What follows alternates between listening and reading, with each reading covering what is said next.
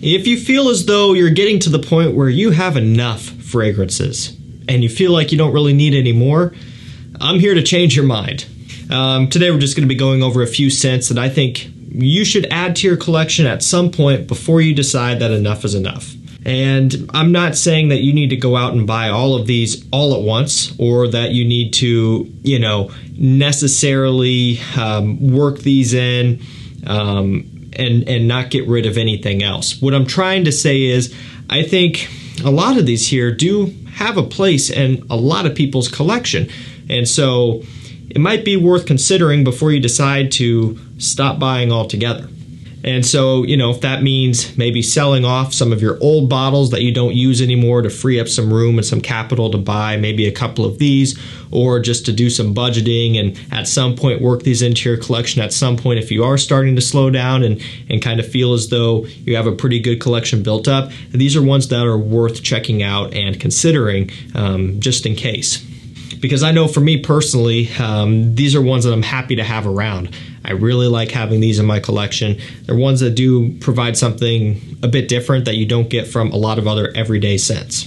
The trend for this video is mostly designers with, I believe, only one niche here. So trying to keep it in the more affordable range, although some of these designers are a little bit more expensive. Unfortunately, that's just how they are these days. And this first one that we're going to start off with is actually a pretty expensive designer scent. It's one of the more expensive ones in this collection, and it is Carolina Herrera Iris Empire. So it has chocolate, leather, iris, of course. And what I love so much about this is it is yet another unique take on the iris DNA, the sweet iris DNA. And the way I've described this one is that, it has some of the sweet Dior Homme Intense style of iris with some chocolate in there and kind of giving it a gourmand feel.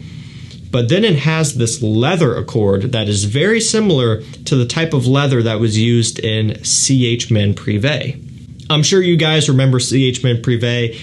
It's sad to see that that one has been discontinued, and it's been that way for a while. That's not anything new here. But I can remember back when I was first starting out, that stuff was $50 all day long on pretty much every discounter you could think of. And then over time, it started getting to the point where it was increasing in price a little bit, and then now completely sold out and just hard to find. And what I love so much about CH Men Privé is that leather accord. Leather with a little bit of whiskey. It smells amazing. And to me, this has that similar leather in here, which is one of the reasons why I like it so much, combined with the fact that it uses a lot of iris, which I also am a big fan of. And I don't know if it's just because of that connection that I make between the CH Men Privé leather and this, but because of that, I almost smell a slight whiskey tone as well. It's almost like, getting that from the leather whiskey combo of CH Men Privé. It's almost like I pick up on that just a little bit here. It could just be me kind of, I don't know, putting those together because I'm used to how that smells in CH Men Privé. But it's there, it's prominent. This stuff is an absolute work of art. It's a bit pricey, but it's worth it if you're into iris. This next one's a little bit more down to earth here in terms of pricing. We have L'Homme Eau de Parfum by YSL. So this one has cognac, oak, bitter orange, and a good amount of lavender in here. And it's pretty easy, pretty straightforward. It's just more of an evening, nighttime version of the original L'Homme. And the original L'Homme uses a pretty similar makeup here for the most part. This one is adding the cognac and things like that. But the original is using kind of a ginger, apple type of smell with a lot of lavender and woods. It's a very gentlemanly classic smell. And this one still maintains that overall, but just with a bit more of an evening, warm, slightly sweet twist that you didn't really get from the original. And I still smell that Iris Empire a ton. It's probably going to be sticking around for a while. As you saw, that atomizer pumps out a lot, and it is strong in here. But yeah, L'Homme Eau de Parfum is great stuff. I think it's one that has been slept on a little bit because it just isn't as trendy and popular as some of the other L'Homme flankers. And also there are some of the popular La Nuit de L'Homme flankers, which kind of, cast a shadow on this a little bit. And so if you're a fan of the original L'Homme, where it all started, just that OG, you got to try out the Eau de Parfum at some point. Maybe not right now, maybe it's not necessary just yet, but before you stop buying and before you feel that your collection is good how it is, get a bottle of this in there. Next up, we have Armani Code Absolute Gold. So we've got a bit of leather in here, orange, vanilla, and some iris. And essentially, it's the Armani Code Absolute DNA with some iris. And so, yeah, you guys know I love iris, and anything that has it I like, apparently. And this is no exception either. It's a trendy note after all. I will say this, in this one in particular, it's not as prominent as some other iris scents out there. It's still overwhelmingly an Armani Code Absolute smell, just with a little hint of iris. So it's got that vanilla benzoin, has the fruity orange up top, and then a lot of tonka bean, just that type of DNA. That's kind of what this one's made up of. And this is one that has actually popped up from time to time, even after the original Code Absolute has been discontinued. And so there was a point where that one was sold out hard to find, but Code Absolute Gold was still in stock. Most places you can get it easily. So this is one to be on the lookout for. Definitely worth having. You know, if you are struggling finding a bottle of Code Absolute and you find a bottle of Absolute Gold, I would say pick this one up. They're not exactly the same, of course. Otherwise, they wouldn't have released this, but they're quite similar, and it's worth having this one around. And I've got a mailing list, texting list you can sign up to at the link and number down below as well if you want to be notified of anything rare or discontinued, hard to find like that coming into stock. One more iris scent and we're done. I promise. Okay, I could say that. I just checked and then we're done. Prolom Intense. And so again, we're talking iris, but this is going to be, again, a bit fresher compared to Iris Empire and Code Absolute Gold. It's, you know, Prolom in a nutshell, which is a fresher, more floral, soapy iris. Now, the difference between that and the Intense version here is that the Intense uses some leather and tonka bean to give it a lot more depth and complexity, and it just gives it more of a full-bodied nature. When you smell this one, there is a significant difference in terms of just the power and the punch that this one packs behind it compared to the original, which is much lighter, brighter, and fresher overall. This one just has a bit more substance to it. And for me, it's a lot more of an interesting wear. And that's not to say that the original Prolom is boring or not all that good or, you know, obsolete or anything like that. It's a great scent.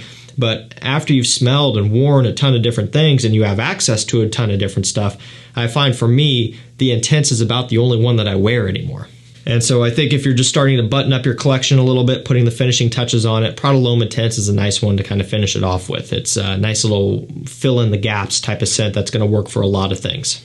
Next up, we have Hugo Boss The Scent Magnetic. Only 3 notes with this one. It's another new trend. We have Black Vanilla Husk, Bran, and then, of course, Maninka Fruit, which is kind of a staple within this line, of course. So starting from the end there, Maninka Fruit, again, kind of a fruitiness, something where if you've smelled anything from the scent line, you will know it.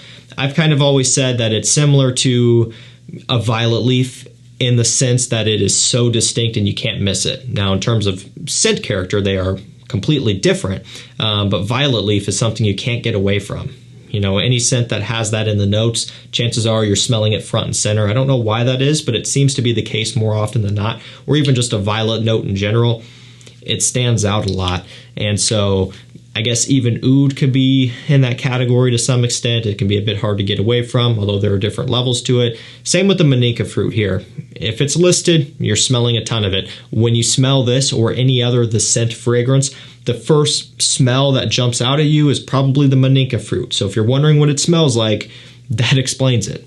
And then kind of working backwards there, the Maninka Fruit being the star of the show, the vanilla, just nice standard vanilla, a little bit of a heavier vanilla note comes through and smells great, sweetens it up. And then the Bran, something interesting, just gives it a powdery type of texture that is common these days, but yet the way that they're achieving that is uncommon. Bran, you don't see that every day. So it is kind of a different style of a powdery note, like a dusty, chalky, powdery feel is kind of what that one gives off. But I really like this. They did a fantastic job here, just kind of making it a bit more interesting and breathing some life back into the scent line. I think this is a great one to have, and on discounters it's starting to work its way down into the 80s, so it's starting to fall into place. Next up we have Lal Elixir by Jean Paul Gaultier, last year's new release, and it's amazing.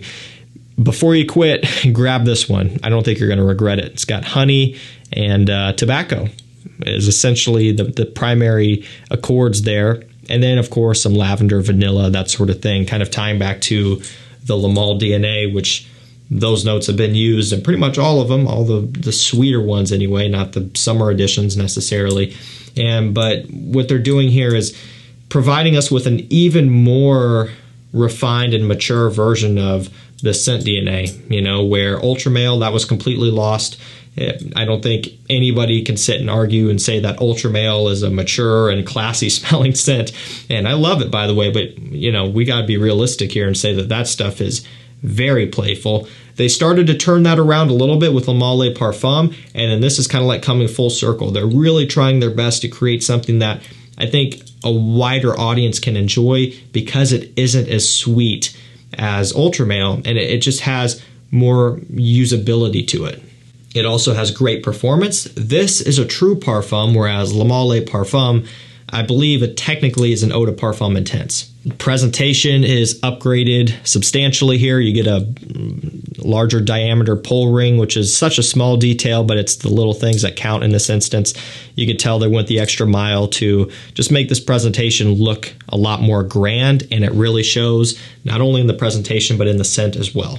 Jumping over to a Tom Ford, which is a designer, but they are expensive, although this signature line is not as bad as the private blends. Costa Azura Parfum, I had a complete brain block there. I was thinking Oud Mineral for some reason, which I do really like. And I think the reason why I'm thinking that is because they just released that into the signature line. That's great as well, but Costa Azura Parfum is what I'm going for here. This has cypress, oak, and lemon. It's not your everyday fresher marine scent, and that's kind of how this one falls a little bit. Has a little bit of a marine feel. So does Oud Mineral. That kind of is a marine style with a bit of oud. It's different. This one also has some of that, and the name is kind of indicative of that as well. But just it has more of a woody depth and more of a personality to it than most of your fresher woody marine scents typically do. And you would hope for that, since this is a Tom Ford demanding a high price, and they delivered on that. Like I mentioned, going back to that price point, it's expensive, but it is a premium smell. It is something that is also going to give back a lot in terms of its return on investment, in the sense that you'll be able to wear it for pretty much anything. Even in wintertime, you could pull this off. And so, if you have a bit of extra money laying around, you want something a little bit more premium, you can go for something like this. Okay, let's go ahead and knock this one out. Roja Parfums Creation E/Enigma. So depending on where in the world you are, the bottles will be different, or the name. Mine is Creation E. A lot of times online you might see Enigma. They're the exact same. It's also important to note that we're talking about the Parfum Cologne, this bottle right here. The Parfum and the Parfum Cologne are different, and you'll see that reflected in the price. But as far as the names go, again, it's all the same.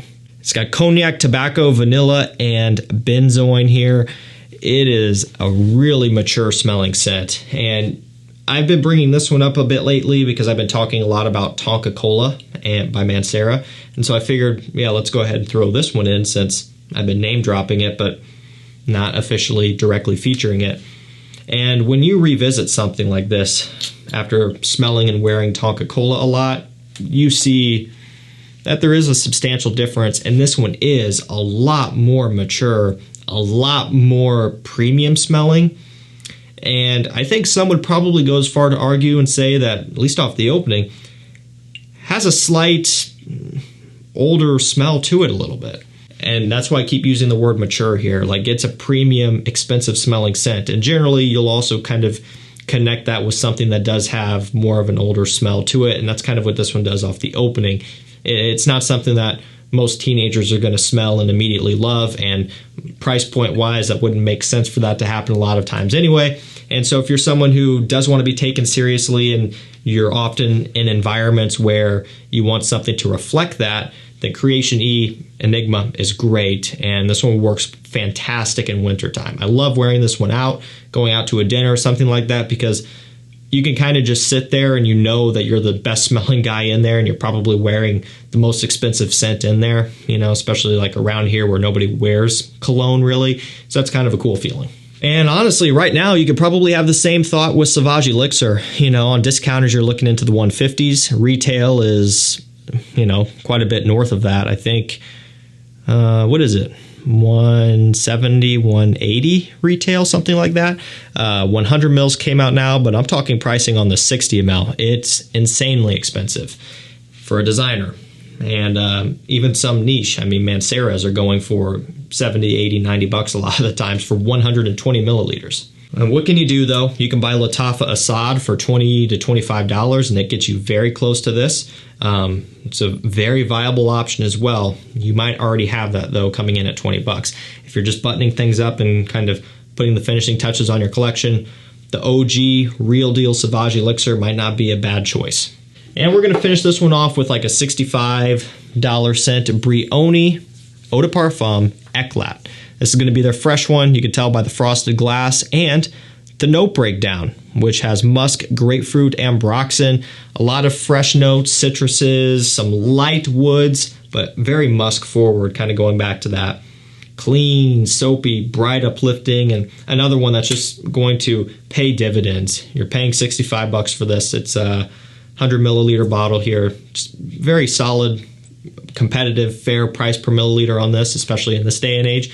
And you're going to be able to wear for pretty much any and every situation you can possibly think of.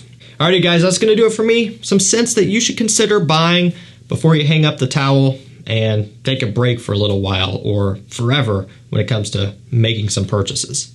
I think we all go through those phases where you stop buying for a while because you realize it's gotten completely out of control, and then you kind of start back again a little bit. So if you're on the outs here, don't buy all of them at once. Don't buy all of them, you know, but maybe pick one or two of these to finish off on a high note. I'll link them down below. Also, anything rare, discontinued, hard to find that you might be looking for, Armani Code, Absolute, Dior Homme Parfum for 130 bucks, great deal. YSL, La Nuit de l'Homme, Bleu Electrique, The One Luminous Night, and so on. Jump on my mailing list, texting list. Every time something like that comes into stock, I'll get you taken care of. Thank you so much for watching. Stay safe, stay healthy. We'll see you tomorrow with another one. Take care.